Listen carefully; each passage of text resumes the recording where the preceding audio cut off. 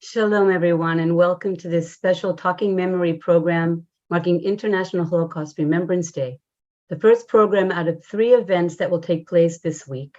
This program and all the events this week are in partnership with the Friedrich-Ebert Foundation in Israel.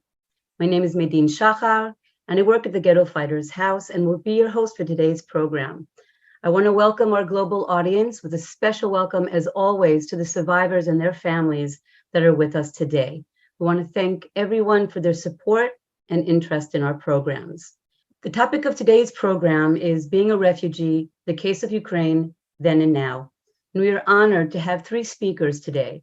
Dr. Marta Havryshko from the Institute Director, Babyn Holocaust Memorial Center, Jonathan Ornstein, CEO of the JCC in Krakow, and Chuck Fishman, award-winning photographer. This program will run a little longer than our regular program, so please stay with us because each speaker has a special story to tell, and together they create a unique and complex tapestry of the refugee experience then and now. And now I would like to invite Yigal Cohen, CEO of the Ghetto Fighters House, to deliver opening remarks. Yigal? Hello, everyone, and shalom. I am moved to open the events marking International Holocaust Remembrance Day with a special lecture, part of our international series, Talking Memory. This week, we will deal with various topics that create the fragile dialogue between the unique status of the Holocaust as a historical event, its universal meaning, and the lessons we must learn. The Holocaust had many faces: genocide, barbaric robbery, humiliation that is behind words, blind hatred, also forced deportation and migration that was imposed on millions of people. Civilians were uprooted from their homeland and exiled to foreign lands with the feeling of being permanently temporary. The phenomenon of the refugees has not disappeared from the global agenda. These very days, we are faced with a stream of refugees seeking shelter in the heart of Europe, as well as other cases in various parts of the world. Today's refugees relate a narrative of sights, sounds, and smells which we had thought we erased forever. Today, we will deal with another complex story that is not often discussed: the treatment of Jewish women in Ukraine after liberation. Dr. Marta Havryshko, our guest speaker, has become a refugee, recently fleeing Ukraine to Switzerland. It is impossible to accept that she suffers such tragedy today in the 21st century. During the lecture, I would ask us to consider the moral duty we draw from the events of the past and reaffirm our commitment to reach out and help whatever another human being suffers. A thank you to our honored guests who are joining us today. From the Friedrich-Ebert Foundation, Dr. Paul Pasch and Judith Stelmach, our longtime partners. A special thank you to the lecturers who are sharing their thoughts with us: Dr. Marta Havryshko, Jonathan Ornstein, and Chuck Fishman. Thank you to Medin Shachar, who coordinated this special project. And the last important thank you is to you, the participants from all parts of the world. I wish us a significant and moving event. Thank you. Thank you, Yigal, for your words. And now I would like to invite Judith Stelmach, who will speak on behalf of the Friedrich-Ebert Foundation. Judith? So actually, I will really start with thanking the Ghetto Fighters House and its whole team, and especially you, Medin, and Yigal, and Chava, and Shira, for this wonderful and professional and pleasant cooperation that we have the honor and the pleasure to have with you for so many years. I would also like to thank our guests tonight, Dr. Marta, Havryshko, Chuck Fishman, and Jonathan Ornstein, for agreeing to join us tonight in this very special event. As mentioned before, this is the first of a series of events we will be having this week to commemorate the International Holocaust Remembrance Day.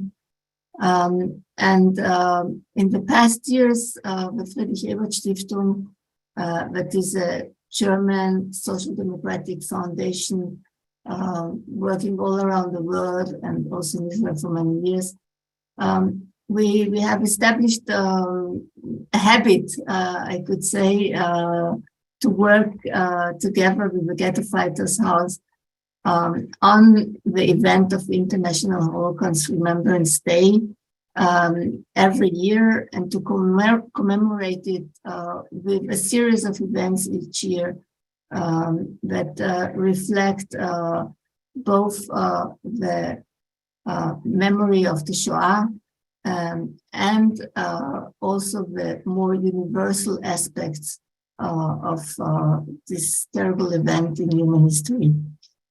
We feel that our partnership in this specific context reflects not only our common interest in dealing with the memory of the Shoah and conveying it to as many people in Israel and worldwide as possible, but also meets our common belief that lessons learned from the Shoah should guide us in creating space for humanism and solidarity in the present. This year, we have chosen to deal with the topic of being a refugee, then and today, then and now, as unfortunately this topic is very relevant in today's reality, as Yigal has already mentioned. It was relevant during the Shoah, but unfortunately it continues to be relevant also today. The circumstances have changed, but humans are still inflicting suffering and displacement upon other humans. I looked it up shortly today on the internet. Dr. Google tells us many things, and unfortunately some of the things it tells us are very sad. In 2022, 100 million people worldwide, from the Democratic Republic of Congo to Myanmar, to Syria, to Venezuela, and beyond, have been forcibly displaced. That is a new record. The UN Refugee Agency estimates that among these people, about 2 million need urgent access to resettlement this year. And the war in the Ukraine has brought war, suffering, and refugees again into the heart of Europe. So what does this mean? Have we learned nothing from the past? We hope that during the upcoming hour and a bit, we will be able to place our spotlight on what happened in the Ukraine during World War II and what is happening there today. But we would also like to share with you an example of humanism in the darkness that is surrounding us. So I hope that this compilation of different aspects of being a refugee and of being a human being will be interesting for all of you, and I thank you for being with us and wish us a very interesting evening. Thank you. And thank you, Judith, again for your comments and your insights. As always, you're always right in there, knowing exactly what we need to do. And this year, I have to say that you were one of the leaders in deciding on what our topic would be, and I'm very proud to be working with you again this year. And we are going to start. Our first speaker is Dr. Marta Havryshko. She is a historian and research associate at the Ukrainian Academy of Sciences of Ukraine. Also, she is a director of the Institute at the Babyn Holocaust Memorial Center in Kiev. She currently is it URIS or URIS Fellow at Basel University. Her research interests focus on gender and violence during World War II and the Holocaust, oral history, nationalism, and memory studies. Currently, she is developing her book on sexual violence during the Holocaust in Ukraine, and I couldn't find a better person to speak with us tonight. So thank you, Marta. The floor is yours. Thank you so much, Babyn, for your kind introduction. Hello, everyone, and shalom. I am very privileged and honored to be here today. And I would like to speak a little bit about my own experience as a war refugee from Ukraine and about my research about Jewish women and men during and after the Holocaust. So on the eve of 24th February 2022, I was in my hometown in Lviv, known as Lemberg or Lvov. After putting my 9-year-old son, Danilo, to bed, I started working on my academic article about Jewish women's survival strategies during the Holocaust in Ukraine. Yet, I couldn't concentrate. I had bad feelings caused by alarming news in different media outlets about the possible Russian aggression against Ukraine. At 4:30 in the morning, I learned that Putin had started his talk, who would make an address at night. Why? For what reason? There could be only one reason. From the very beginning of Putin's angry speech, I knew what would come out of it. I couldn't hold my tears. War. The big war had started. All my plans about academic and educational projects, including the presentation scheduled for Sunday at Yad Vashem, suddenly lost values. Different war stories from the World War II and the Holocaust came to my mind. Suddenly, I recalled the diary of Regina Brudinger, a young Jewish girl who, at the beginning of the Plan Barbarossa, Operation Barbarossa, was studying at Tikkun Institute in Lviv. And her study was interrupted brutally at the 4 o'clock on 24th June of 1941. On the second day, she volunteered as a nurse at a local military hospital, and the whole war, she was a combat medic. Her choice and her courage inspired me. At the same time, I couldn't stop thinking about my family, my son. I went to nearest grocery store to buy some essential food supplies. First of all, bread. While waiting in the line, I suddenly recalled the war diary of Lviv resident Kazimira Purai, where she described her struggle to get bread on the first day of the German attack on Lviv. I thought of her horror, fear, and grief. Fear for my husband and my mother kills me and keeps me awake. I don't know what to do to save them from death, confided Katerina in her diary on 2nd July 1941. When reading her diary, I was trying to imagine her circumstances and her feeling of despair. All of a sudden, I could relate to her story on a very personal level. The fear for my son and husband paralyzed me in the first hours of Russian war on Ukraine. I couldn't have imagined that I would experience feelings, choices, and survival strategies similar to those I studied and wrote about. I couldn't have thought that the horrors of mothers seeking to feed, protect, and save their children during World War II and the Holocaust would become a dark reality of mine and millions of mothers in Ukraine nowadays. For the following 11 days of my war life in Lviv, I was trying to comfort my son. Constant day and night air alarms force us to seek hiding.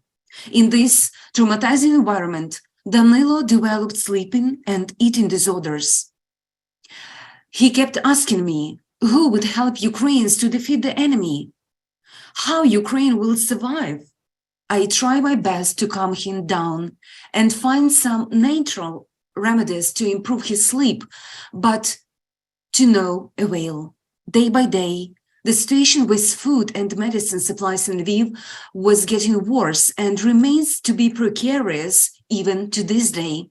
Nobody knew at that time how deep Russian tanks would penetrate Ukrainian territories. Nobody knew what expect Lviv and its inhabitants in the near future. In this atmosphere, on the 11th day of big war, on the 6th March, I made one of my most difficult decisions. With a heavy heart, I said goodbye to my beloved ones in Lviv, including my parents, both sisters and their newborn babies, and also goodbye to our relatives from Kyiv who were hiding from Russian bombs in our home in Lviv at the time. I hope that they will survive this cruel and unjustified war, and our family will reunite in the future, and we will celebrate all family holidays together. While the decision to flee my home country was devastating, I believe it was necessary for the sake of my son. I wish I could have saved all Ukrainian children from the horrors of war and protect their childhood. I dream of a world where no child would experience war, lose their beloved ones, or have their homes taken away. Our way to the safety was possible due to the help of numbers of my dear friends and colleagues, most of them Holocaust scholars, including Natalia Alexun and Kamil Kijek. I hope that some of you maybe know them. They arranged the car for me and my son to the Polish border. Due to the long car line near it, we took our baggage and walked further on foot for almost 3 kilometers. Then we waited in the open air for almost 3.5 hours. And here you see this picture that I took at this day with this line of people. The kind people provided us with thin blankets, but we were still frozen. We were surrounded mostly by other women and children of all ages, with their pets or without. Some of them were trying to make jokes. Some made quarrels with those who didn't want to wait in line and try to pass the border as soon as possible. After several additional hours on the border with warm food, hot tea and candies for children, brave and determined woman Susanna, whom I've met for the first time in my life, took us to Warsaw by her car. Danilo had a fever and other issues, manifesting his mental and physical health condition. In the next day, he was thirsty for hugs and kisses. On 15 March, we reach Hamburg, where I get an emergency scholarship from Hamburg Institute for Social Research. Then we moved to Basel. Due to the generous support of Yuri's program, I can foster my research on Holocaust here.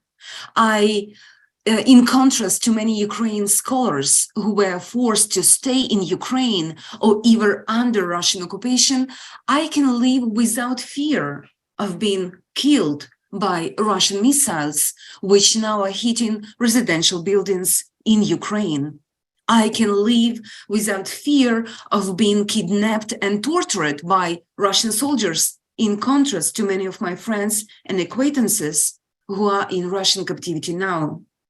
I can have heating, electricity, hot tea whenever I want, in contrast to Ukrainian people who suffer from Russian attacks on critical infrastructure in Ukraine nowadays.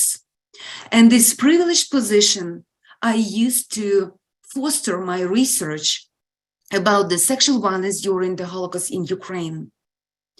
Today, I will present some findings of my research. Maybe you know some research about this topic in general, about sexual victimization, primarily Jewish women and girls during the Holocaust. Many outstanding scholars wrote a lot about sexual misbehavior of German soldiers, of Hungarian soldiers, Romanian soldiers.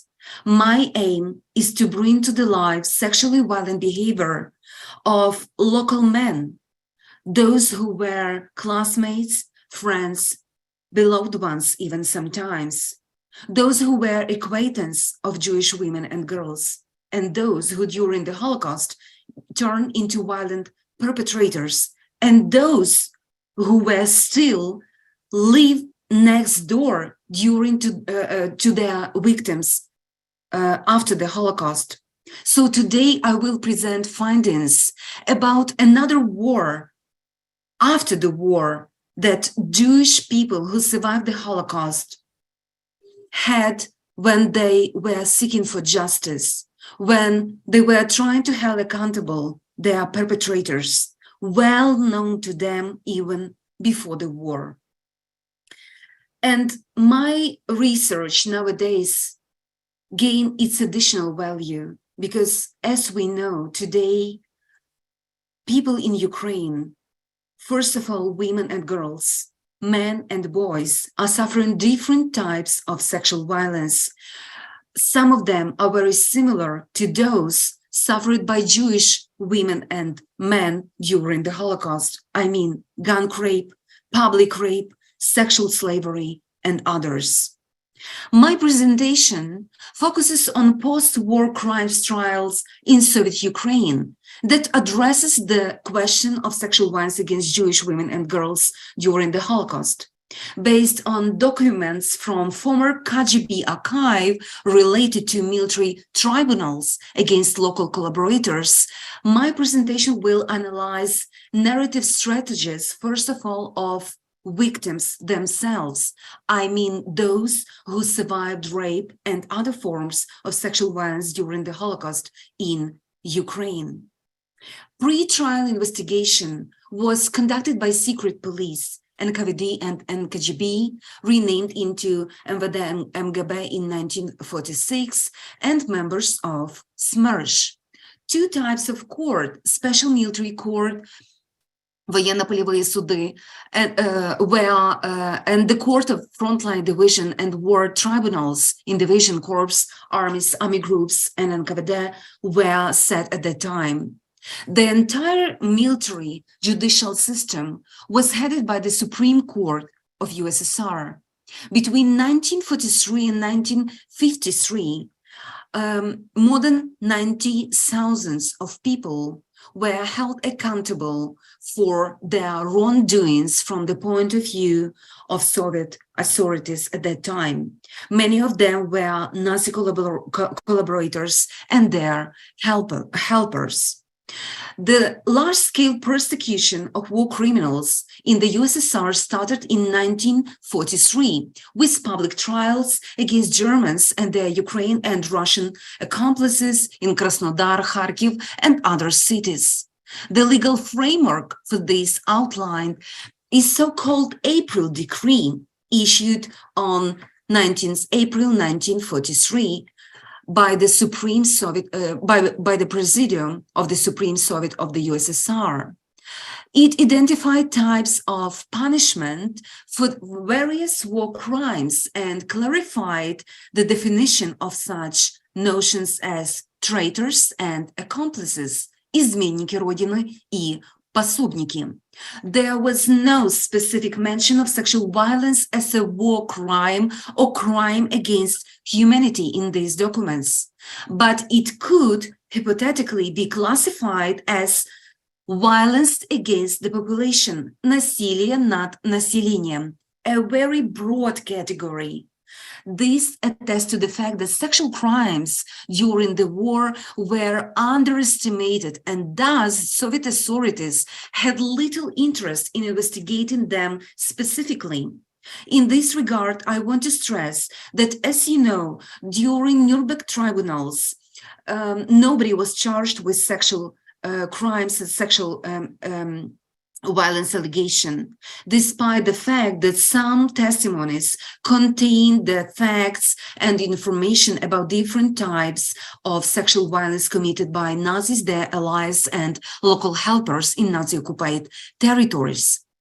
In general, Soviet authorities showed no interest in persecution their own people because it could bring to the line sexual crimes committed by Red Army in occupied territory of Germany, especially in Berlin. We know that approximately more than 100,000 German women in Berlin were raped by Red Army soldiers, and approximately 10,000 of them committed suicide. So any agents during this post-war justice system was showed no interest in persecuting sexual crimes, including Soviet authorities. In general, Soviet investigators were not interested, and they were more concentrated in other crimes connected to robbery, connected to beating, to guarding ghettos and camps, for example, or guarding the killing sites or killing perpetrated by Germans and their allies.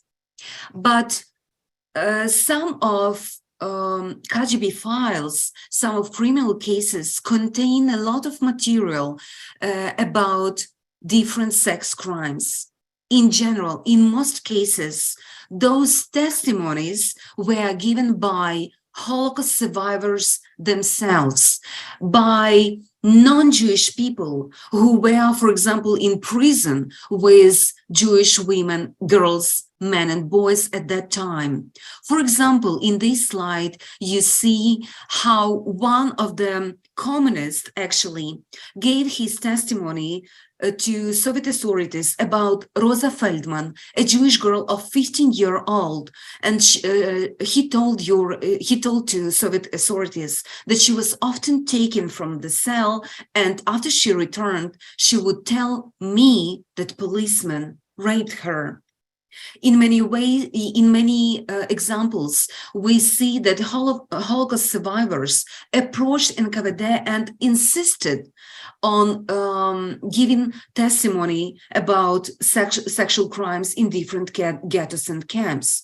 For example, Volodymyr Pekelis was one of the key witnesses who described the sexual crimes and gang rapes and repeated rapes of Jewish women in the forced labor camp Lysa Hora near Berdichev.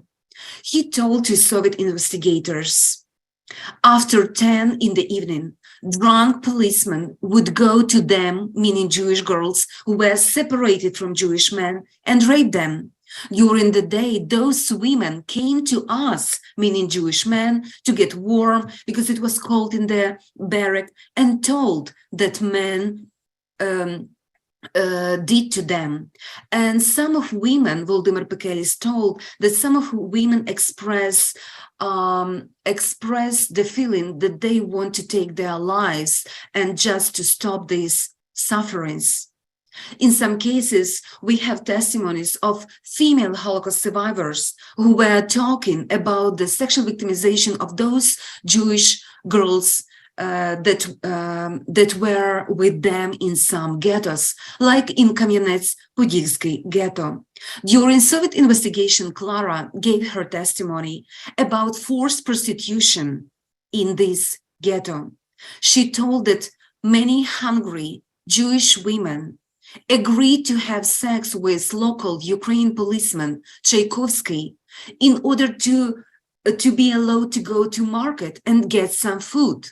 And she told during this investigation, there were many such cases, and he, Tchaikovsky, raped ghetto inhabitants Tanya, Hanka, Basa, Donya, and many, many others. And they would later come to me and my mother, cry and tell us about what happened to them.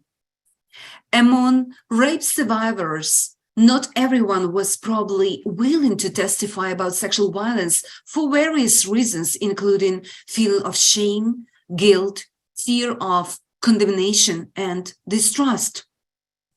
The very circumstances of the procedure may have constituted an obstacle for women as they were reluctant to see their rapist or identify them in a photo, tell the story multiple times, which may have triggered re-traumatization.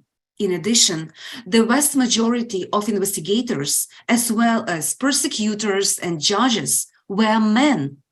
It is likely that some women found it uncomfortable or even shameful to discuss sexuality with men. Another reason that could have influenced women's decision to testify about sexual violence or to keep it in secret was the possible publicity of the trials. This was exactly the case with the trial against Dmytro Zhuk. And here you see the local Ukrainian newspaper, Chornomorska Komuna, Black Sea Commune, about the head of the local police in Vradiivka, Dmytro Zhuk. In this article includes the full names of 3 rape victims, including one survivor, only one survivor, Halina Yusem. The available materials do not allow us to designate whether Halina permitted this publication of her name, whether she had any opportunity to influence this at all. However, it can be assumed that this article may have had some impact on other survivors of rape. On the one hand, it may have deterred those who feared the disclosure of their identity. On the other hand, it could encourage some women to seek justice in court and public acknowledgement of their suffering. Some women wanted their husbands to be unaware of what happened to them during the war in terms of their sexual integrity and autonomy. This was the case of Anna from Genichesk. During the war, she hid her Jewish identity, but the chief of the local auxiliary police, Falkenstern, you see him on this photo, was suspicious and constantly summoned her for interrogation to the prison, despite the fact that Anna had a little child at the time. After numerous beatings and death threats, he raped her during one of these interrogations. At the beginning of the Soviet investigation, Anna didn't explicitly mention rape and used the general word humiliation. But during one of the interrogations, she said, "I asked the investigation authority and the judiciary not to disclose what I will say next. At the end of the harassment, no matter how much I resisted, Falkenstern raped me." By these words, Anna wanted to underline that she doesn't will to disclose the information to the public and her relatives, including her husband. From the interrogation protocol of her husband, is clear that she didn't tell him the whole story. He didn't know about the rape in general. It must be noted that her wish influenced the verdict a lot, which didn't mention rape.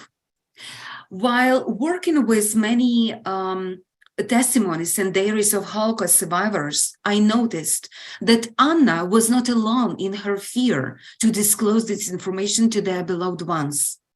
I learned from some Holocaust testimonies that some men, after learning what happened to their wives during the Holocaust, divorced them, they left them. And it could be one of the reasons behind the silence of some rape survivors.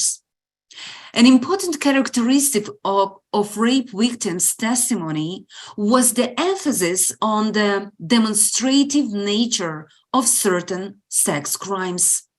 It was important for women to emphasize that rapes during the war often took place not as private acts, but as public acts with spectators, relatives, friends, acquaintances, fellow victims, and non-Jewish neighbors. The victim's emphasis on the presence of witnesses during the rape may have stemmed not only from their pragmatic intention to help the investigation find additional evidence of the perpetrator's guilt, such as other people's testimony. It may also attest to a major psychological trauma following the public act of sexual humiliation. On the one hand, the presence of other persons during rape was a source of additional shame for victims. It intimidated women who witnessed the act and humiliated the men, showing them that they are unable to protect their women. It undermined their masculinity and their manhood. In these circumstances, this public rape, this demonstrative rape, was also as a means of communication between different men, and those perpetrators were trying to establish and exercise their power and send a message to their enemy men, to Jewish men: you are weak, you can't protect not yourself, not your women. In this case, it's very important that those women were willing to break silence, raise their voices, and became the voices of those who were silenced by death. In this case of Ney Leben, it was agricultural Jewish colony near Kryvyi Rih in Dnipropetrovska Oblast. And this case was about the group of local perpetrators, and it consists of local policemen, the local mayor, and the relatives of those perpetrators and their friends. They made this gang, this group of perpetrators, and they entered Jewish homes. They beat people, they loot their property, and in many cases they raped local inhabitants, local Jewish women, in the presence of their family members and their neighbors. And here you see in this slide, one of the perpetrator. He was one from approximately 15 perpetrators who acknowledged his guilt and the guilt of other perpetrators. All of them denied the rape allegations, despite the fact that 4 Jewish survivors, most of them were young Jewish women, in details described what happened to them and what happened to other Jewish women who were, at the beginning of 1942, killed by Nazis and their local helpers in Kryvyi Rih. And here you see basically the quote from Celia Rosenberg, from the testimony of Celia Rosenberg. And during her interrogation, she said, "After beating my mother, Shevchenko, one of the perpetrator, made us all go into the hallway from the apartment. And this time he left me with a 6-month-old baby in my arms, whom Shevchenko ordered to give to somebody in the apartment, or he would kill it. Because of Shevchenko's threats, I gave the child to my mother," she said. "After that, Shevchenko tormented me, threatened to stab me to death, beat me, and then rape me." Sometimes the rapes described by women during the Soviet investigations had a sort of transactional nature, when women received certain benefits from their rapists for the sexual service, such as an opportunity to avoid arrest, to escape, to save their lives. However, while describing these situations to investigators, women tried to prove violent nature of these acts. To illustrate this, women made sure to emphasize the imbalance of power between themselves and the perpetrators, their extreme vulnerability in that moments when the sexual acts took place, and their inability to put up resistance. Among other things, they cited having been threatened with murder or with disclosure to German authority. Here you see on this slide the testimony provided by 23-year-old Zhenya Bromberg, and is especially typical in this regard. Being questioned on June 1944 by Soviet authorities, she said that in August 1942 in the village of Serniki in Rivne Oblast, it's a Volyn region in the north part of Ukraine, she was caught by policeman Kyrylo Fedorov, who started leading her towards the police station. The girl tried to bribe him. Fedorov did take her men's shirt, but he demanded sexual service in addition. Zhenya pointed out, I quote, "He offered, if you don't have sex with me, I'll kill you." Fearing that Fedorov would shoot me right away, I was forced to have sex with him. After Fedorov used me, he took me to police officer Polyukhovich's apartment.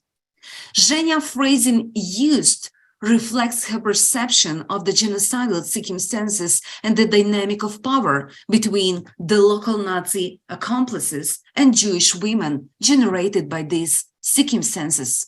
In this situation, police officers had every opportunity to abuse their power and establish their authority over Jewish women through sexual violence.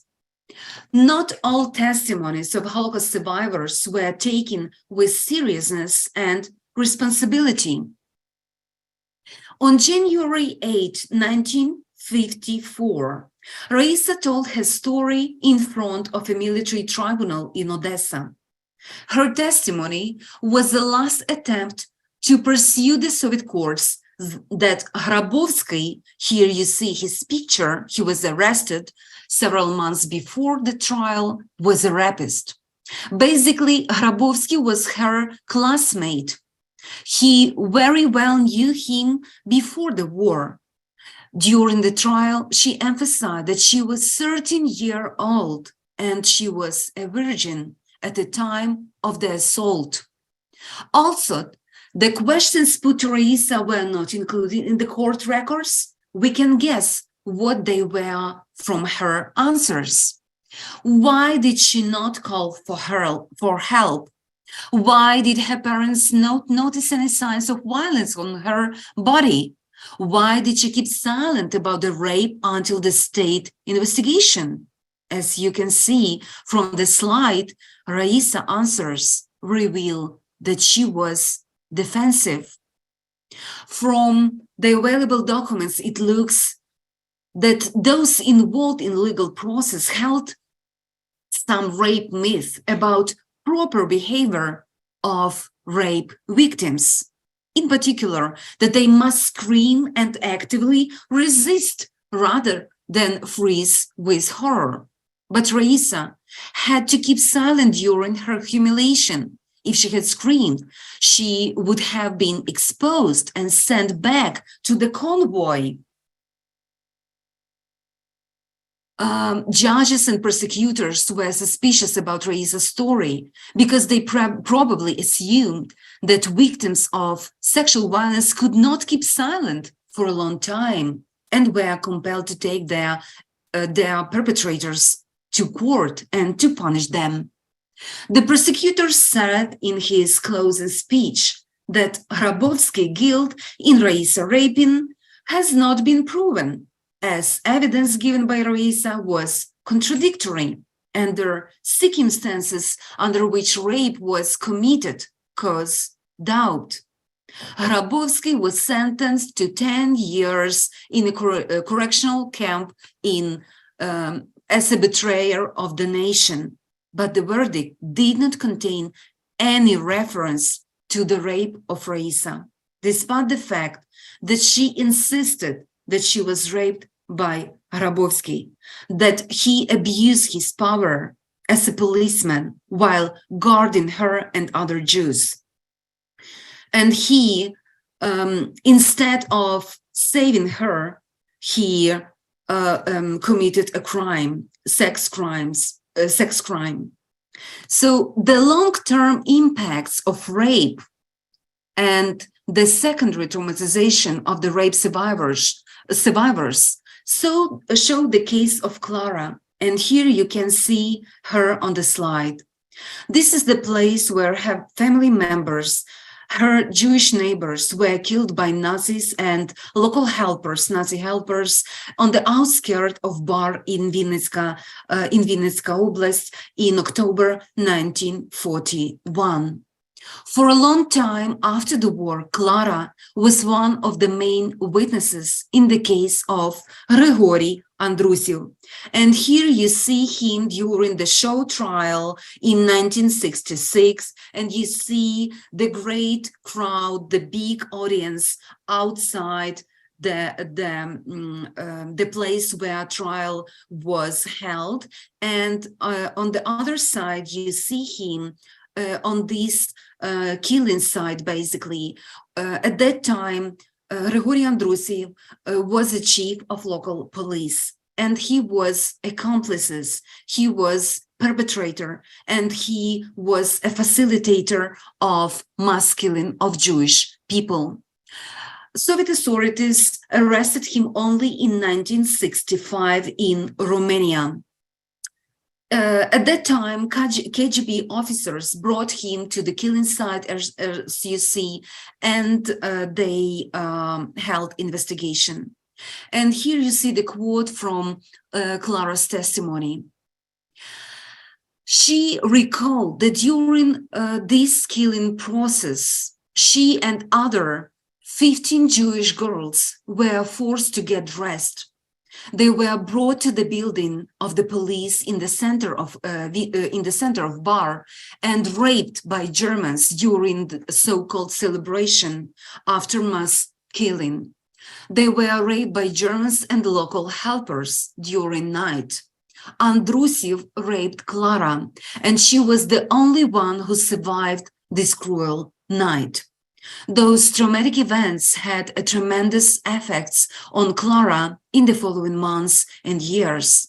According to her sister, Esa, Clara was unable to speak at all for a bit. As a young 15-year-old girl, she lost her 12 teeth and she started stammering. The investigation process that started more than 20 years after those horrific events had a major impact on her state of mind. The Vinnytsia Psychological Facility report on Clara reads as follows. When she talks about her experience, she gets nervous, shaking all over, stammering and crying. She complains of sleep disorder and nightmares. I hope that stories of those brave women who broke the silence about their sexual victimization during the Holocaust will inspire women and men in Ukraine who now experience sexual violence in hands of Russian military. I hope that bravery of Jewish survivors, Holocaust survivors who fought for justice will inspire Ukraine survivors of sexual violence in their fight for justice. As the beginning of June, the United Nations had received more than 100 reports about sexual violence, including 19 men and 7 boys. I want to stress that the youngest survivor of sexual violence in Ukraine nowadays is only 4-year-old, and the oldest one is 82-year-old. The Office of Prosecutor General in Ukraine reported about more than 150 cases of sexual violence by Russian soldiers. Recently, the first rape trial in Ukraine was held in Chernihiv.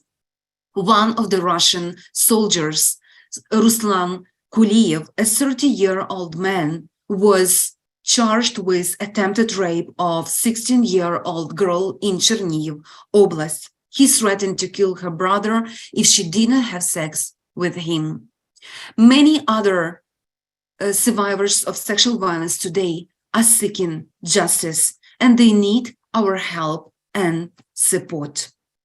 Thank you so much for your attention, and I would be happy to respond to all your questions. Thank you so much. Thank you so much for your presentation. We knew it was going to be a very difficult topic, and you can see in the chat that people are beginning to discuss what happened to women and also men during the Holocaust, and then having to deal with it afterwards. And we can't help but think about what's happening today. And your last slide just reflects that women and children are in danger today, and we need to be aware of that. And looking back at our history and what happened during the Holocaust, maybe it can help us to help in the future. So thank you for that. And I have to say that that's one of the reasons why I turned to Jonathan Ornstein, who's going to be our next presenter. Our next presenter, like I said, is the CEO of the JCC, the Jewish Community Center in Krakow. And since its opening in 2008 by the Prince of Wales, that is now King Charles, Jonathan has served as the Chief Executive Officer of the Jewish Community Center of Krakow, Poland, an organization devoted to rebuilding Jewish life in Krakow.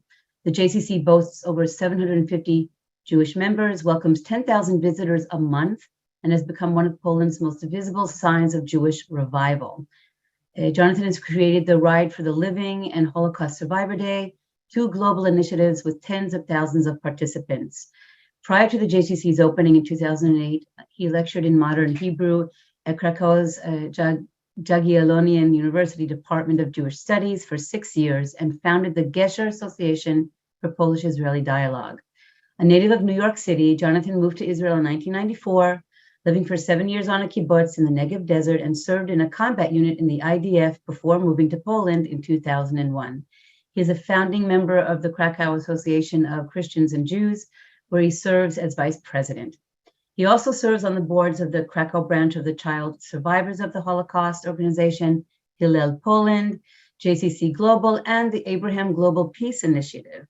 Jonathan, a primary architect of Poland's contemporary Jewish rebirth, is a frequent international speaker and media contributor on issues relating to Jewish Poland, and an activist for Holocaust survivors. And for that reason, Jonathan was not able to be with us this evening or today for the program. So he and I sat down for a virtual conversation last week about his work at the JCC and the extraordinary humanitarian initiative to help Ukrainian refugees that arrive in Krakow every day since Russia invaded Ukraine last February. So let's listen to our talk. So Shalom, welcome, Jonathan, the CEO of the JCC in Krakow. Welcome, and thank you for being a part of this program. I think we all are interested in learning a little bit about the JCC Krakow before we talk about the work you're doing now with Ukrainian refugees, to hear a little bit about your work in general and how the JCC Krakow started and how you got there as well. Sure. Well, thank you. It's an honor to be with you here today. The JCC was founded in 2008 by King Charles, now King Charles, who had visited Krakow a few years earlier, met with some Holocaust survivors as part of his official visit to the city, was very moved and wanted to help them. And the idea they came up with was a senior citizen center. He went back to London, got involved with an organization called World Jewish Relief, and they did a little research, and they realized it wasn't only this Holocaust survivor community in Krakow, that there were young people with Jewish roots who were also finding out about their background. And they thought, instead of doing something to only serve this survivor community, they could do a bigger project and hopefully reach out and become a hub and draw out some of these Jews that were finding out, these Poles that were finding out about their Jewish identity. And then Prince Charles, now King Charles, said okay and got involved, and they were able to raise the money for the project. And then he and Camilla came to Krakow and opened our building in 2008. So we've been open for almost 15 years. I've been the director from the beginning. I was living here before in Krakow, actually. I essentially took a year off from my law studies in the US, made my way to Israel, found my way to a kibbutz, fell in love with the kibbutz, was a lone soldier and deciding what to do after the army. And I met a Polish woman, fell in love, sight unseen. I moved to Poland. It didn't work out with her, but I just fell in love with Krakow and I stayed, and I've been living in Krakow for over 20 years. So I happened to be here when they were building the JCC, and I applied for the job, and there you go. That's so interesting. It sounds so much like my story. So actually, you in Poland or in Krakow from 2001, did you also meet people from the Jewish community, the younger people or survivors? Were you meeting them just on your daily life in Krakow? Yes, absolutely. So I was teaching Hebrew to the younger people, and I was teaching English to the survivors. So I already started to meet, I was part of the community and got to participate in community activities, which there weren't that many of, but there was communal life. And then this project was beginning to open a building dedicated to rebuilding Jewish life in Krakow, and I became the director. And for 15 years, that's what we've been doing. So if you Google how many Jews are in Krakow, I think it says there are 100 Jews, and we have at this point about 850 Jewish members with a preschool and Sunday school and BBYO and Hillel, and Holocaust survivors were taken care of, and Shabbat dinners and Hebrew classes and Yiddish and a newspaper and dozens and dozens of programs going on every week, and just hundreds of activities a year, and really focused on taking care of our survivors, which was the original reason we were built. And then, of course, our larger mission to help rebuild Jewish life in a community that's seen a lot of suffering and is an hour's drive from Auschwitz. Yeah. That it's incredible, because I think what you just said, Jews finding out that they're Jewish, that's something that we talk about all the time. This discovery after many years, after the second generation, even sometimes third generation, and to know that they have a place where they can go is incredible. And it really filled in a void within the community, right? So that's incredible. Absolutely. That's the story of my wife. I just wanted to say the story. I said I met a woman and I moved here and we broke up, but there's a happy ending, because I met my wife here at the JCC after she found out that she was Jewish, and she came to a Hanukkah party. And we got married, and the chuppah was in the courtyard in front of the building, and we have a almost 1-year-old baby now. So an adorable baby. Anyone who wants to see Jonathan's life in Krakow can go on his Facebook page. I think that the program is focusing on Ukrainian refugees today. Of course, we are also talking about what happened in Ukraine during the Holocaust, but we're also putting focus on what's happening today. And I want you to tell me how a JCC that is trying to build up the Jewish community gets involved with Ukrainian refugees that aren't necessarily Jewish. How did this all start? When the war started in the end of February, we decided that we wanted to do all we could for Ukraine.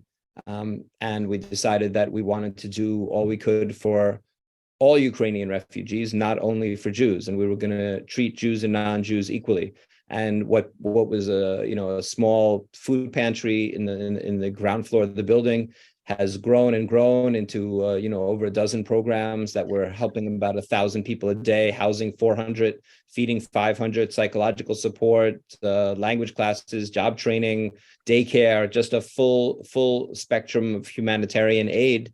And we've been very lucky that the world has enabled us to help over 180,000, almost 200,000 Ukrainian refugees so far, 98% of whom are not Jewish. And we were very much guided by the idea of our normal life. Our normal work here for the last 15 years is rebuilding Jewish life after the Holocaust. But why are we doing that? Why was our community, that 90% of our community, 90% of Polish Jewry murdered? My feeling is that the Nazis were able to do what they did, not only because of their organizational skills and the charisma of Hitler and the opportunity of war and the chaos that it brings, but because of indifference. I think that the Holocaust was at the scale it was because the world turned away. And 80 years later, when we have a different crisis happening in this exact same part of the world, and we, the Jews who have been forsaken by others in this part of the world, I think we have a particular responsibility to help the other, because we were left to our own devices. We must not leave them, and that's been really our guiding principle since day one.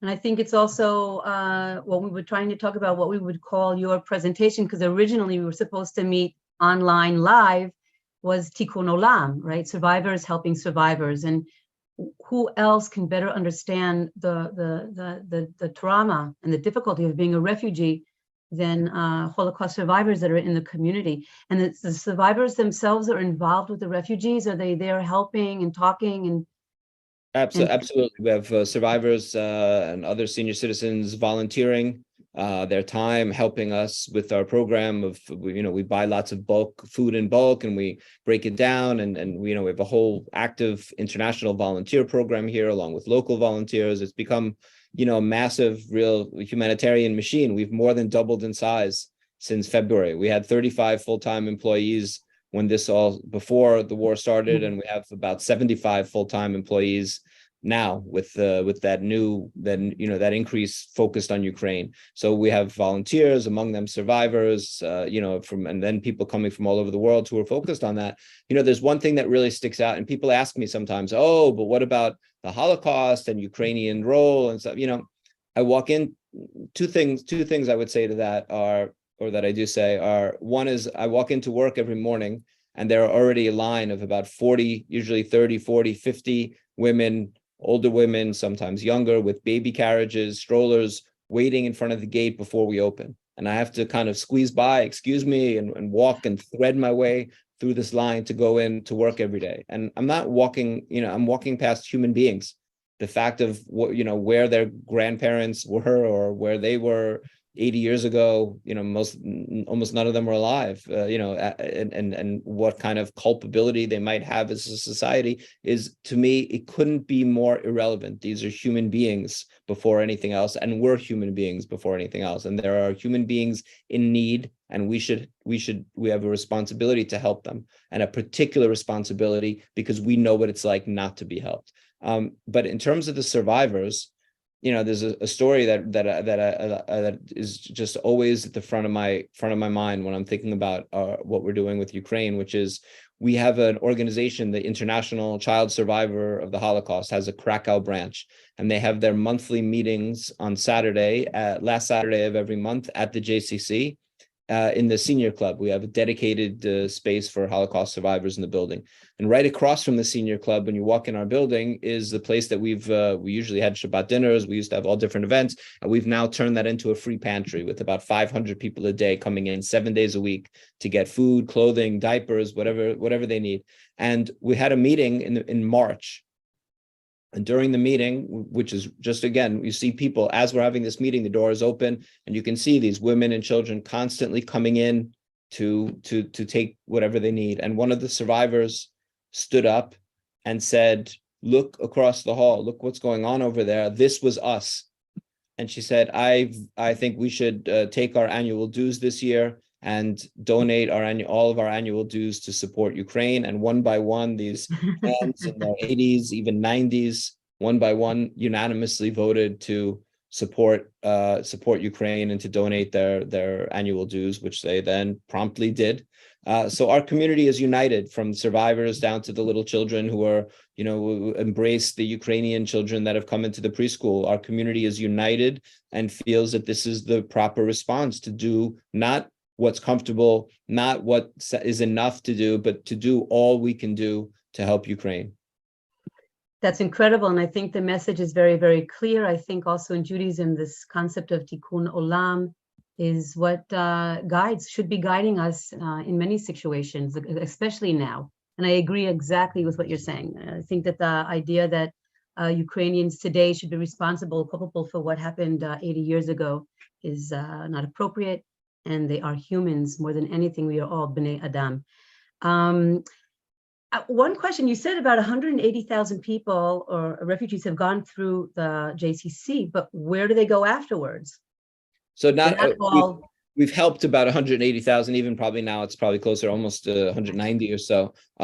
Some of them come through the building, but we've helped, we were running programs in the beginning of the war. We set up tents on the Ukrainian side of the border with medical care and food. We were helping people there. We were sending supplies into Ukraine, deep into Ukraine. We're working with different organizations, with an evangelical Christian organization, actually, who's been operating in Ukraine for a long time to send supplies into the neediest places where they're not getting, where they don't have access to what they need. So it's not everybody through the building, but housing is a big part of it. We started out feeding people and we realized, wait, we're feeding people, that's great, but where are they going? If they're taking the food and a baby and going to sit in the cold, and last February, last March, then we're not doing all we can. So we started to try to house them, and we've rented hotel rooms over the course. It's been over, usually in any given night, it's 100 to 150 hotel rooms. We have apartments that we have. We have a facility outside of Krakow, an underused palace where we have 80 Ukrainians living.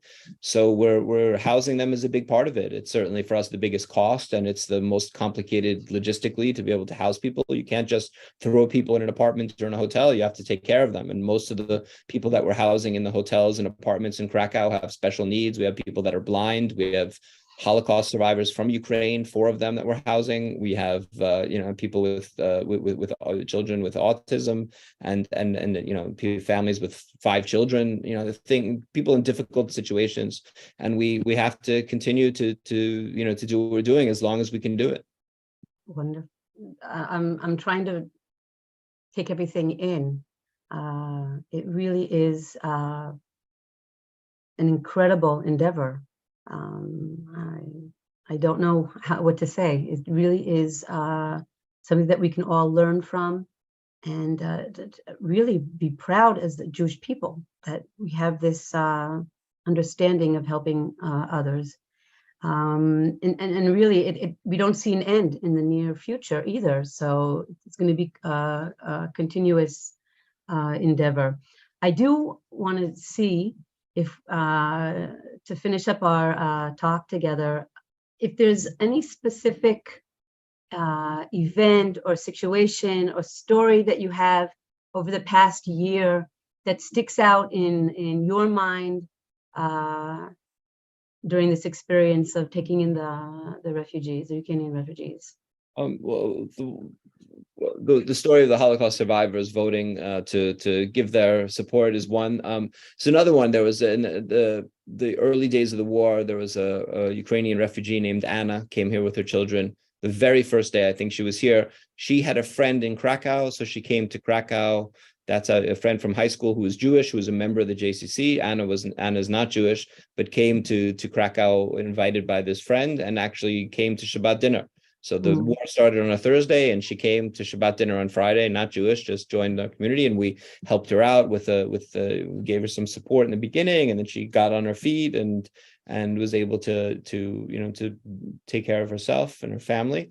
But she stayed in touch with us, and we helped her out here and there. And she told me once she came to the office, after going back home to Kyiv and visiting her family, her father has special needs and couldn't leave, and she has grandparents there. And she told me she was visiting visiting with her family, and brought them some supplies, and was telling them that she came to Krakow and she got help from this Jewish community center, from a Jewish organization. And her grandmother said, "Oh, you know why that is? Well, actually, during the war, we hid a Jewish family for 2 years and took care of them," which she'd never just felt the need to mention, and just because it came up organically, it did. And she said, by the way. This is, by the way, right? So this is why this is the way that the world works, and the world works and things go in full circle. So now the Jews are helping you. So you never know. Yeah. Things are just very strange, and you don't do good deeds because they will get paid back. You do good things because they're the right thing to do. But there's always nice when there's a bit of cosmic, symmetry to these things, and we can sort of see maybe a certain balance in a world that can look very unfair and very out of balance. Right. There's a story that I remember that you posted around Yom Kippur, and there was a dilemma. Do we close for Yom Kippur, because every Jew around the world is supposed to be fasting, praying, everything, all the businesses are closed. We feel this in Israel as well. And do we open the gates, because the Ukrainian refugees, they don't stop needing because we have a holiday. And I think in the end you decided to open, right? That was, and Yeah, I mean, for me, it was, it was a complicated decision just because I'm mindful of, we're a Jewish institution. We have people that support us. I have to think only, I can't just make decisions based on what I think is right all the time, although a little bit I seem to do it. To me, there's no question that the highest value in Judaism is life. Kiddusha Chaim. Is life, right? Pikuach nefesh, this idea that, and people talk about memory and history and all of this. You're not allowed, an observant Jew is not allowed to go to get in his car and drive to a lecture about history or a lecture about the Holocaust or anything on, or a funeral. If that was happening on Shabbat, non-Jewish, it would have to be, we think it's memory and history and memory and memory. It's not the case. It's life. So to me, this idea of, well, we have to help them. You have hungry women and children who don't have another place to go on Yom Kippur.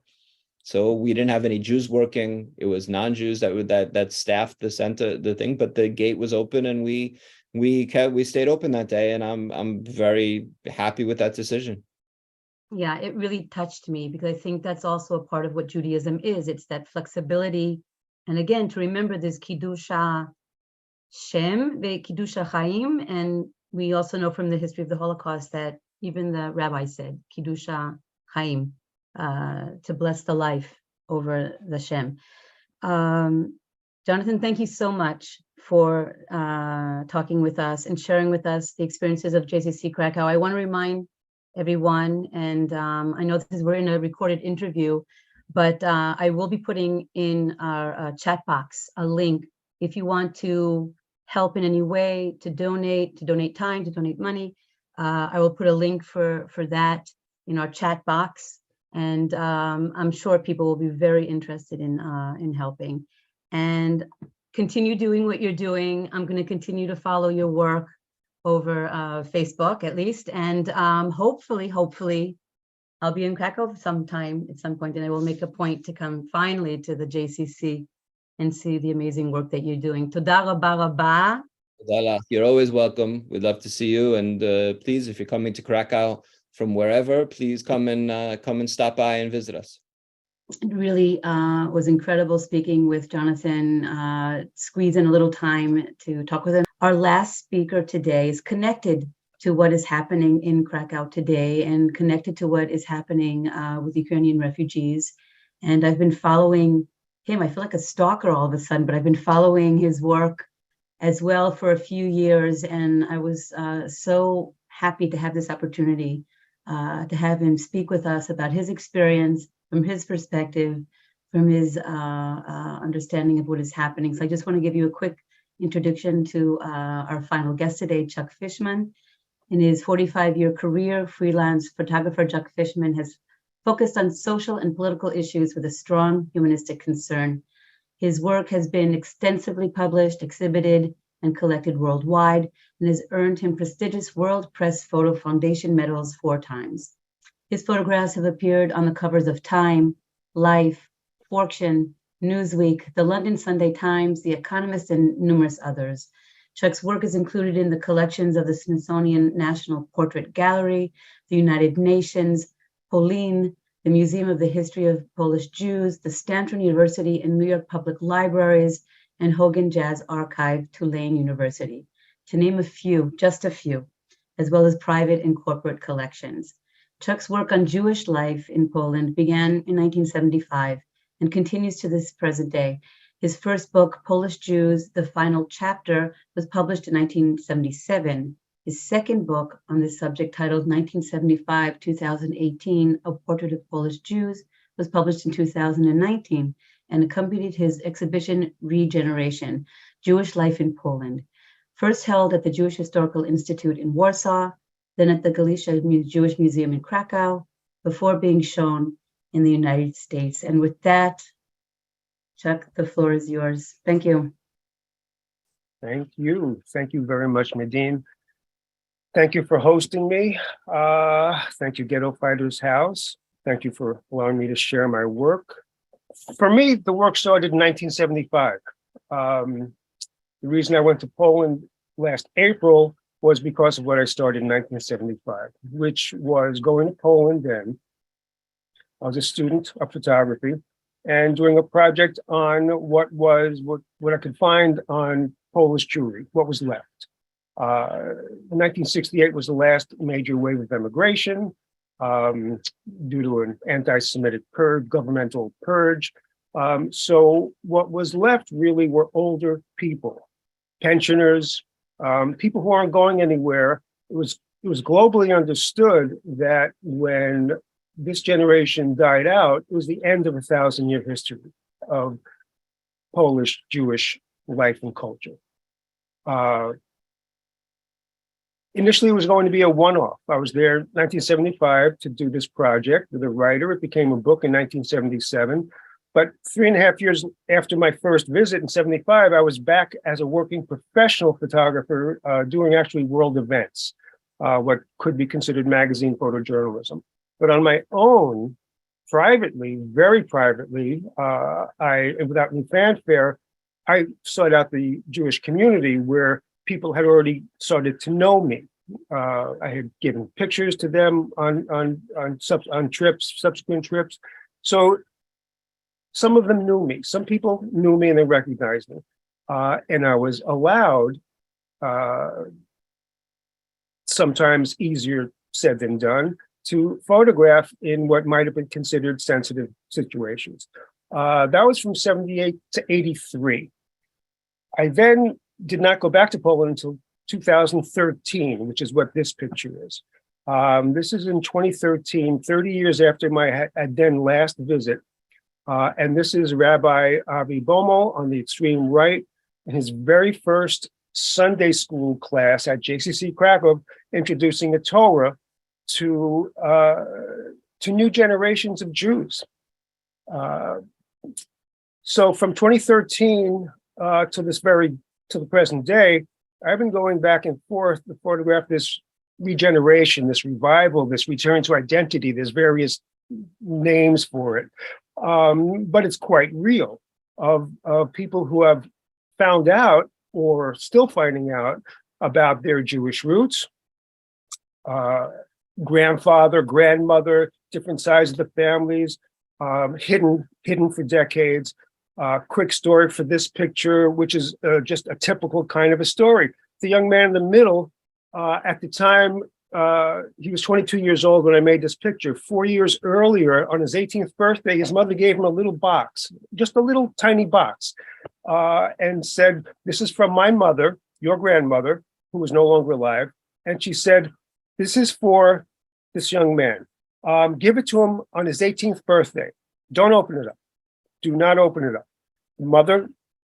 His mother listens to her mother and puts it away. And when he turns 18, gives him the box. And he said, "Well, what is this?" She said, "I don't know. It's from grandma." Of course, he said it in Polish. But so he opened up the box, and inside is a Star of David, a gold Star of David. And on the back is the words, "To Damien from love, Grandma and Grandpa." He looks at it and says to his mother, "What's this?" And she said, "I don't know."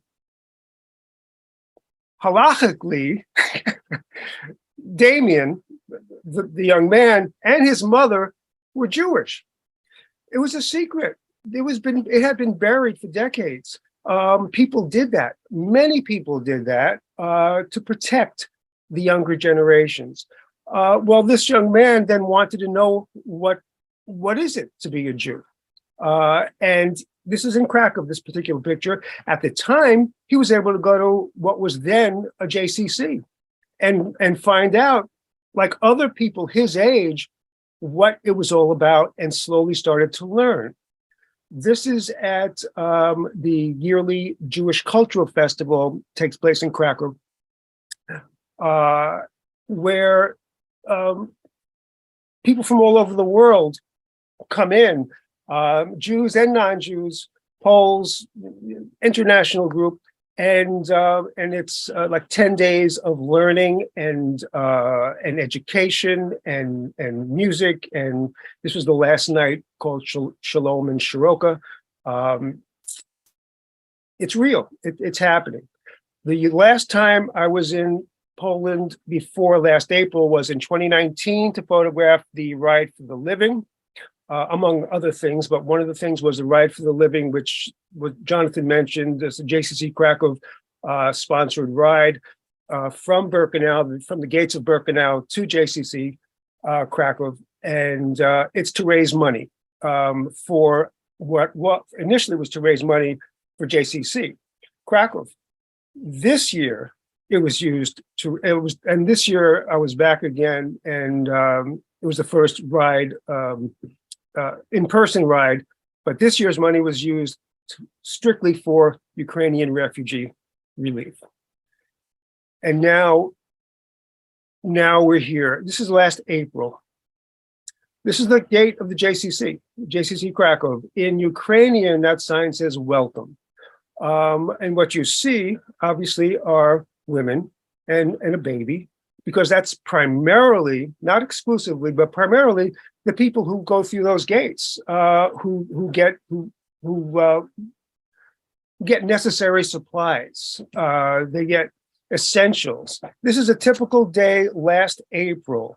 Upwards of 600 people, 600 Ukrainian refugees, or we'll call them displaced Ukrainians, were waiting on lines to get access to the free distribution center inside, where they could pick up almost anything, sanitary supplies, medicine, food, clothes, shoes, you name it. And it was all through donations, money raised that JCC Krakow could then buy supplies, bulk supplies. This particular woman is waiting by the front door. Her name is Olga. I'll fill out some names because these are real people. These are real people who just were in a very unusual circumstance, totally beyond their control. This is a family from Mykolaiv. They're outside the front door, but they're underneath an awning because it's raining. There are people, waiting in the rain, but they're waiting their turn to go inside. This is seen from the front door of the JCC. People patiently wait. Cell phones, mobile devices. Yes, these women are refugees, these people are refugees, but you're not in Sudan, you're not in a third world country. These are primarily middle-class people, everyday people. These are everyday people, from teachers to lawyers to doctors to moms, grandparents, everyday people. They're communicating, they're trying to find out, they help each other, and this is their way to help each other find situations, find other resources. This woman was at the end of the line. This is on the street itself. This is before this is the end of the line. There's still a line snaking through the courtyard inside. And this woman's name was Marta, and she was from Lviv with her smartphone. Again, typical day, cold, dreary day in April, waiting online. There's no fuss. It's just people waiting. This woman's name was Catherine. She spoke English. I spoke with her a bit. That is her daughter, Julia, who was 8 years old. Catherine was a kindergarten teacher in Kharkiv. She had another child, 12 years old. She was staying at a friend's apartment in Krakow. This is literally at the gate of JCC Krakow when they're online. She was stuck. She was in a bad situation.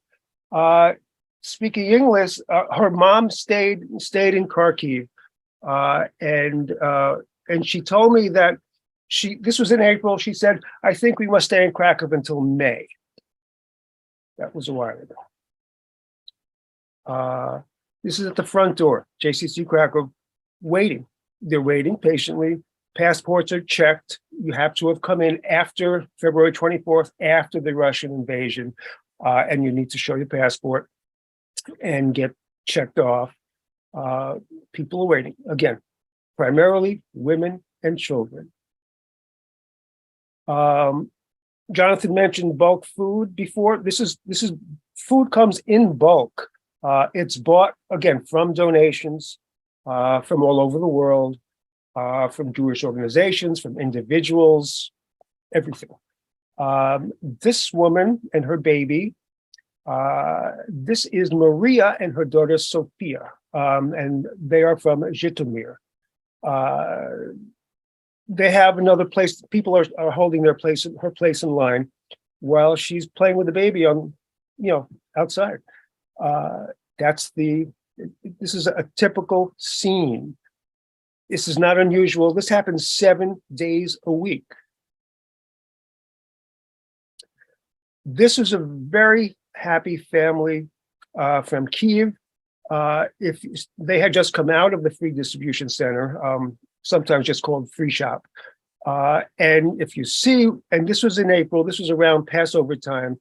If you see the box she's holding, it's a used, an empty matzah box that they will be used to take stuff home with. And they were very happy to have been there. 3 Ukrainian kids playing with yo-yos that they'd just gotten from inside the distribution center.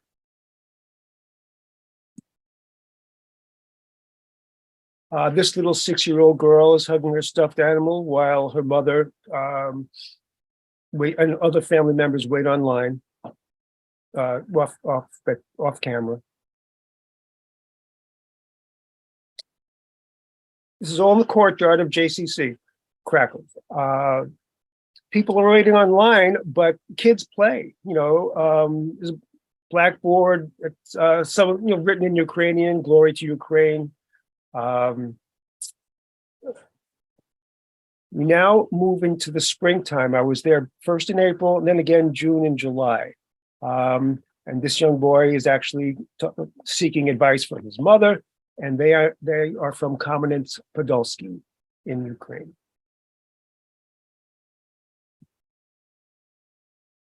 This is before the gate actually opened in summer morning. As you can see, older women.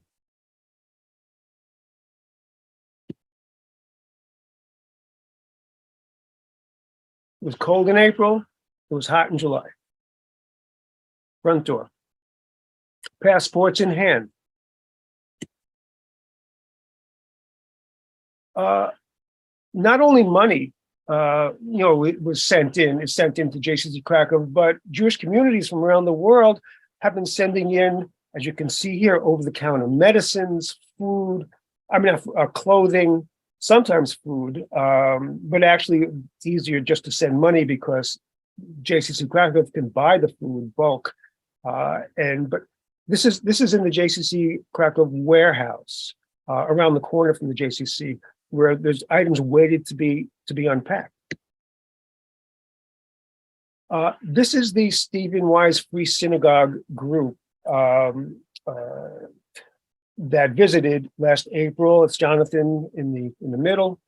They brought over 80 duffel bags filled with everything, clothing, shoes, toys, meds, you name it.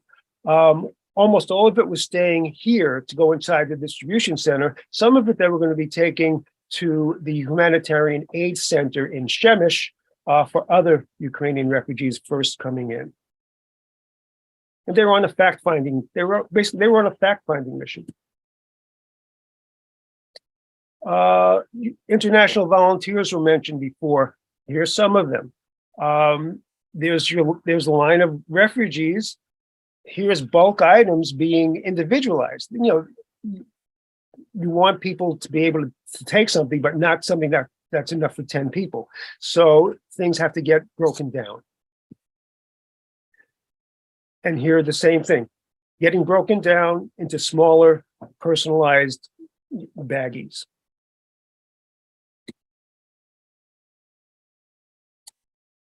Over-the-counter medicines, Ukrainian women trying to discern what it is that they're holding. because it's not in Ukrainian. And it's not in Polish, not that they would understand Polish either, because Polish, English, and Ukrainian are three different languages. Well, there's Ukrainian-speaking volunteers within this redistribution center that help them.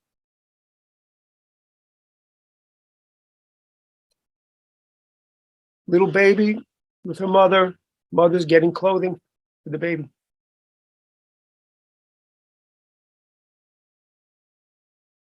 Helping hands, putting stuff together. The free distribution center is never crowded. That's why there's a line out through the courtyard, because people, they don't want to, people, it's the feeling that you're shopping, you're getting things, you're not rubbing, you're not trying to, it's not an overcrowded situation. So there's a certain amount of people allowed in per, at a time, and as people exit, someone else comes in. It was mentioned that approximately 98% of the people, Ukrainians, are not Jewish. Well, this is a woman examining something she probably had never seen before, these very large crackers. It's also known as matzah. Again, this was during Passover time. Shoes. If some people had to leave in a hurry, some people, and you can only take as much as you can carry. Shoes take up room. Shoes, clothing. These pictures are all done inside the free distribution center.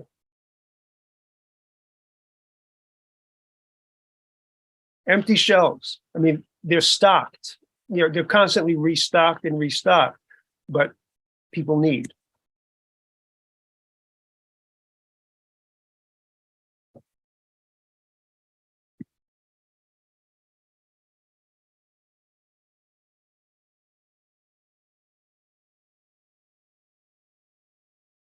This woman is asking help in Ukrainian from a Ukrainian-speaking volunteer.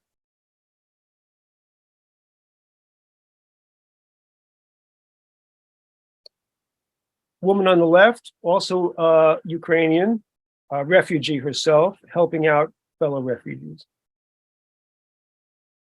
And what she's doing here is dispensing medicine, probably vitamins, so that people can actually take what they need.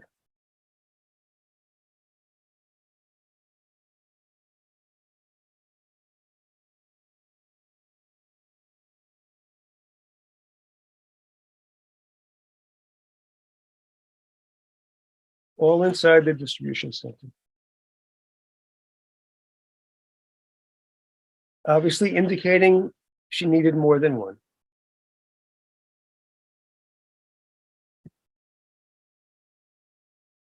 This is just outside the free distribution center. This young mom was tending to her baby after coming out.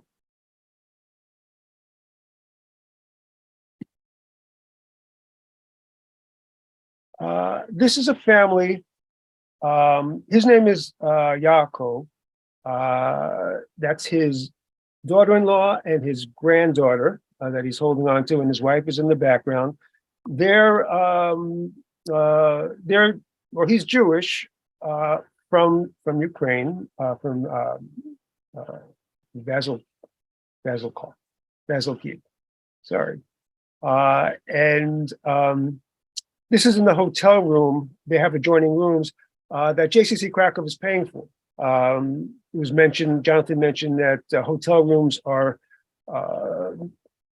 many hotel rooms and apartments are subsidized or paid for by JCC Krakow, and this is one family who is receiving that benefit.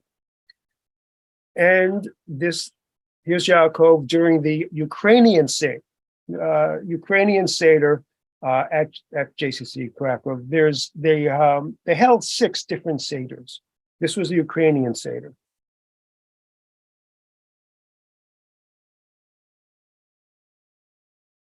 This is during the Ukrainian Seder. On this woman's wrist, side of her hand, is written the word victorious.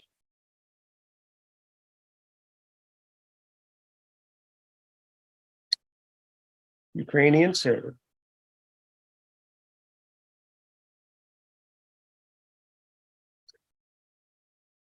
In April was also the Orthodox Easter, Ukrainian Easter. JCC Krakow had an Orthodox Easter party, and this was there. And again, it was mentioned before, but there is no differentiation whether you're Jewish, not Jewish, whatever. You're a refugee, you're helped. This was during that time, during that Easter party.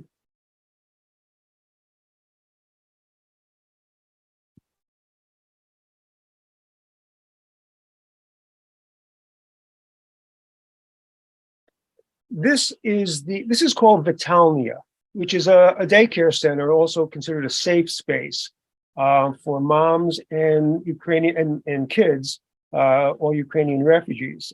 This woman is Polina. She actually works there, but she does have a daughter staying there. Vitalnia was organized, supported, funded by JCC Krakow, and it's Vitalnia. Vitalnia means living room in English. Besides the daycare center and safe space, they also have art therapy classes, Polish language classes for people to learn Polish so that they can get a job. A lot of people want jobs, need jobs to sustain themselves. This is nap time in Vitalnia.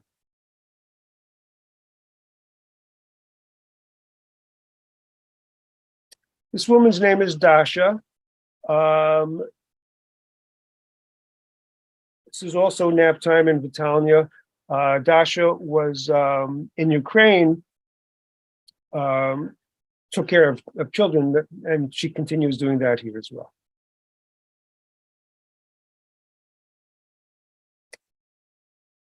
This is now, we're still in Krakow, but this is a facility known as by its street address. The street address is Radzyvilowska. It's a shelter, it's an information hub. It's where, it's often a first stop where people who first get to Krakow might end up or might go to for information, for help, and to help find a place to stay. This shelter is upstairs. It was a former theater. Now there's 80 mattresses on the floor for women and children. Men have a separate area down below, on the floor below. This woman,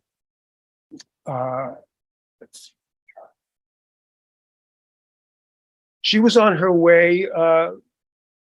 She had been there for one night. She was leaving the next morning. Usually people stay in this place 1 or 2 nights only.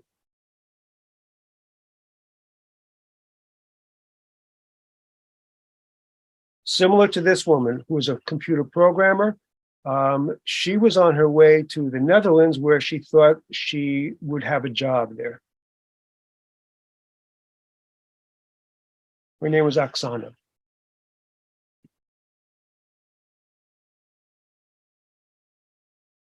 This is Marina with her 1-year-old. She had 3 children, and they were all there with her, as well as her mother and her husband. Her husband was allowed to leave. Oh, most men, the reason you don't see many men in this is because men between the ages of 18 to 60 are not allowed to leave Ukraine. Primarily, they are of military age. They help the economy. They do whatever they can if they're not in the army. Unless you have a medical disability or leave, then you allow, or you have 3 children, then you're allowed to leave. This I learned from her husband, who was with her, who spoke in English.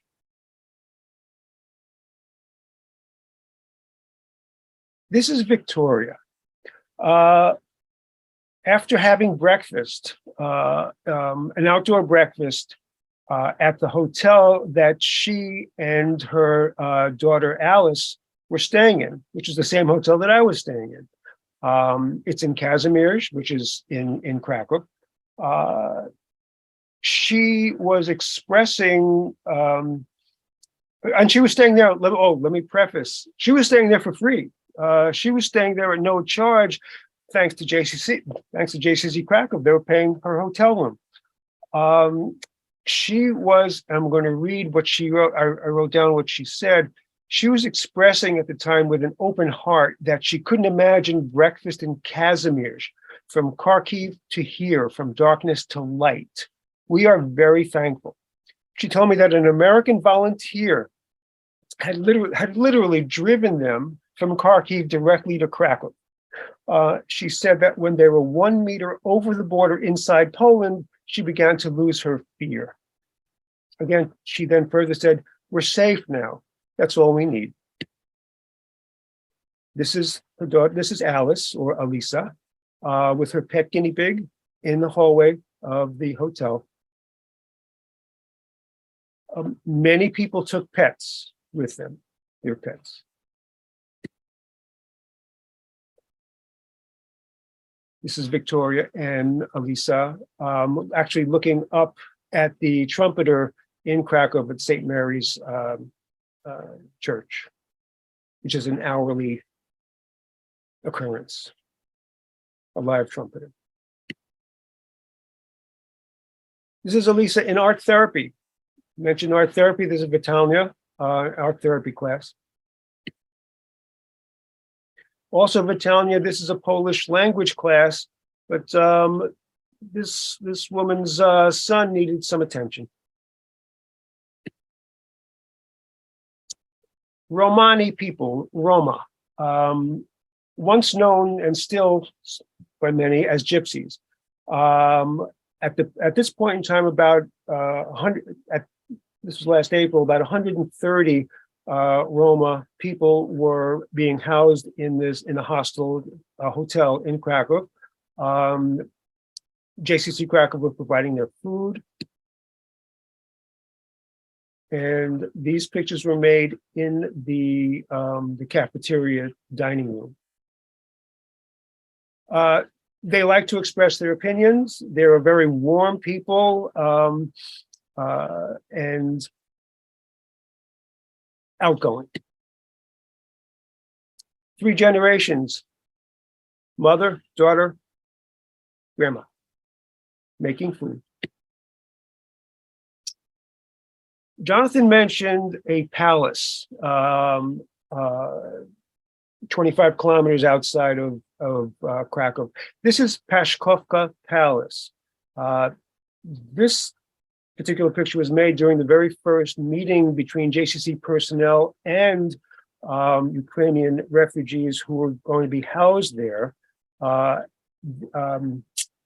And there's upwards of about 80 families, 80 people staying there.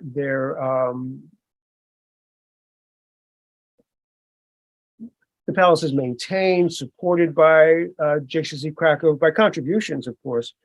And these people are considered more well off compared to someone obviously staying in the shelter. Paszkowka offers, that's the palace itself. That's Helenochka in the foreground, clasping her chest with one of her daughters behind her.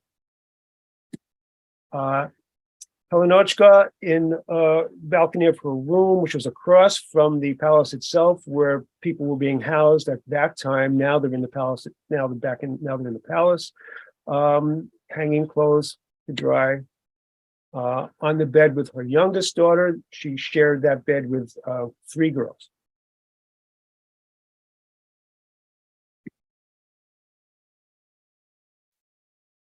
This is a young woman we just saw a few pictures back. This is now 3 months later. She's learning Polish in Paszkowka Palace. Paszkowka, this is little Diana, a Zumba class, Zumba dance class. Back to JCC Krakow courtyard. it's a safe place to be. If people congregate there, they eat their lunch, their free lunch there. They stay there. It's a place where people can feel safe. This is the woman on the right. Her name is Nastya. That's her mother, Victoria. They're both Ukrainian refugees. Nastya works now for JCC Krakow. This was made a few days after her mother and father arrived in Krakow. And it's during their first walk around the city. By chance, they came upon this plaque on the wall commemorating the Holodomor, which, for those not familiar, was the Stalin Soviet communist regime imposed famine on Ukraine in 1932-1933, where about 4 million Ukrainians died from starvation. They're both from Mykolaiv. With Victoria having Armenian descent as well, and they're also Jewish. They've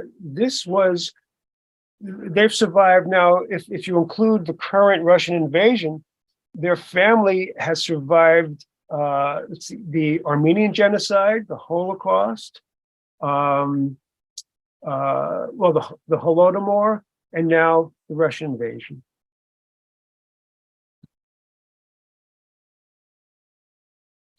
This is Vasilisa with Grandma Victoria. Vasilisa, Nastya's daughter, getting her hair braided in Nastya's apartment, where they all stay.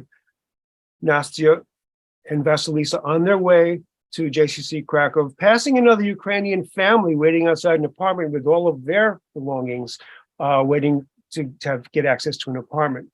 Vasilisa attends Friday kindergarten, JCC kindergarten, and Nastya's on her way to work. Vasilisa had Friday telling a secret to a friend in the kindergarten. These are Nastya's parents, who now volunteer at the Free Distribution Center, Victor and Victoria.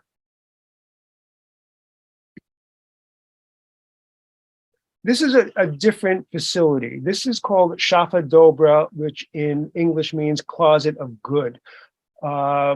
It's an organization that has taken over what was once an empty shopping area in a mall, and distribute clothing as if it were a department store for free to Ukrainian refugees. These girls and the girl's mom on the left were FaceTiming to relatives back in Ukraine, but they were playing. They had toys. They got panda bears, put them on their heads. Again, this is just like any kind of department store. Everything is nicely put on racks, and people can choose. Mom with her son getting new shoes.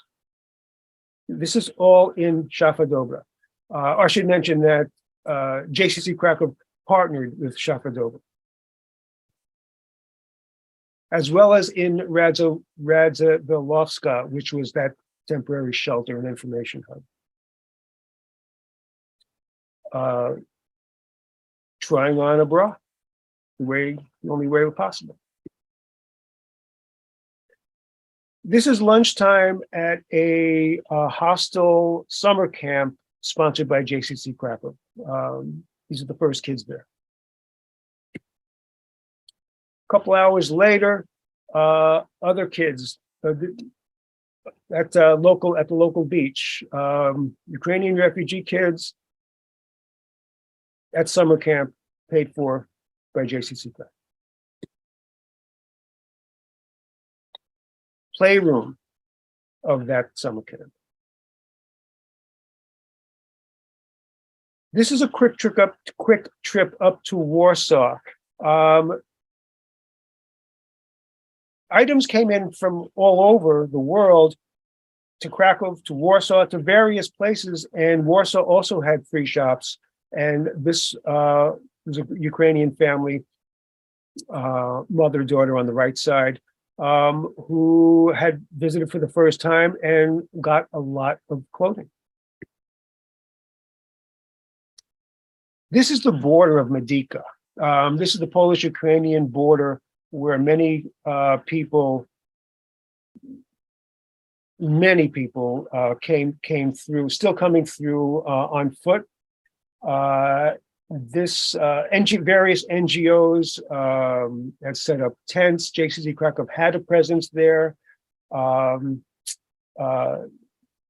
on their way. This is literally just moments ago. They had just come in the border, come through the border. Usually, their first stop is then here at the Humanitarian Aid Center in Przemyśl. These young girls are showing their passports. They're getting registered to then have access, to then be within the Humanitarian Aid Center, where they can shelter, where they can get food and information, and possibly move on to other places within Poland or Europe or anywhere. This is a hallway. This is a corridor in the Humanitarian Aid Center. It was, for movie buffs, it was a very Fellini-esque experience being in corridors in this place. It's run by the Polish government. It was established by the Polish government, maintained by the Polish military and police, and NGOs from all over are there to help.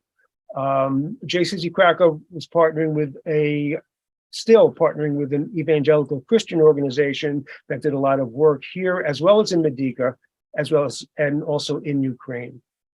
This 12-year-old girl was traveling with her mother and brother, and this is in a shelter room within the Humanitarian Aid Center. They were leaving the next morning. They were leaving the country. They were hoping to go to the Czech Republic. In the Humanitarian Aid Center, Hadassah International set up a medical clinic to help people.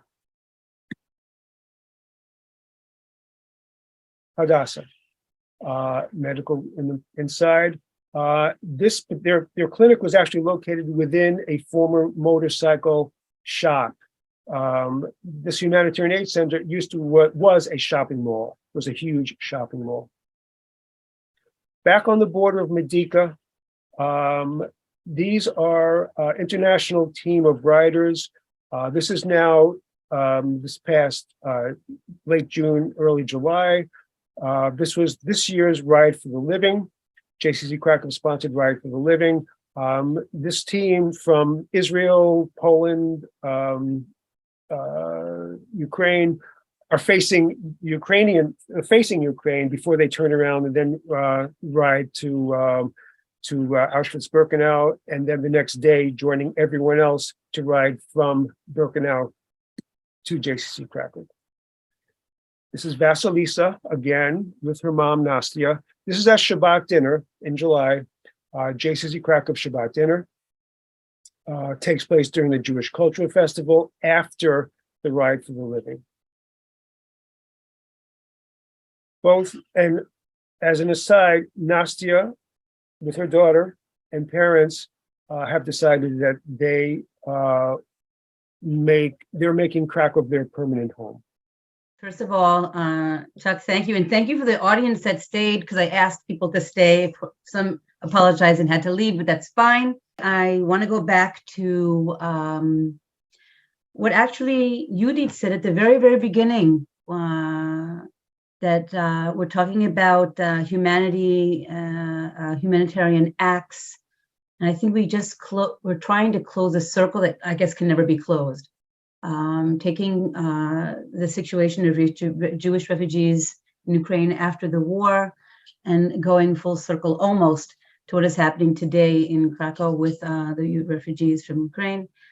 I have to say that after a very graphic and difficult presentation from Marta, we maybe can have this closer look to the stories of the women that you brought, and through the stories of the women, the children, the families that Chuck brought. And in between, we have Jonathan doing all this amazing work to help the refugees.